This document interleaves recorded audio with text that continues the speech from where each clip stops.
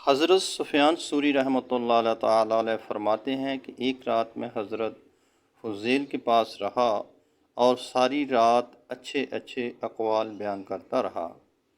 جب صبح ہوئی تو میں نے کہا، آج کی رات کتنی مبارک تھی۔ آپ نے فرمایا، افسوس، آج کی رات ہم نے ضائع کر دی۔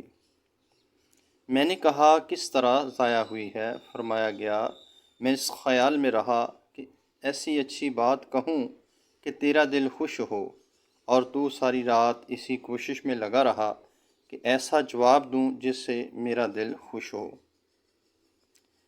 بس ہم نے ایک دوسرے کے نفس کو خوش کرنے میں ساری رات گزار دی اور اللہ تعالیٰ کی طرف توجہ نہ دی، اور اس کی خوشنودی جو کہ عبادت میں تھی ضائع کر دی۔ پھر یہ رات کس طرح مبارک ہوئی؟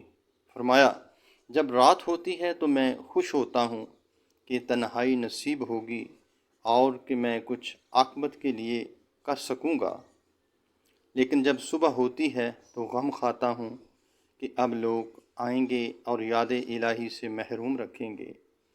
فرمایا، مجھے لوگوں بات تو عجب ہے کہ اگر کوئی مر جائے تو تعزیت کے لیے سینکڑوں لوگ آئیں گے، لیکن اگر میری نماز قضا ہو جائے تو ایک بھی تعزیت کے لیے نہیں آتا۔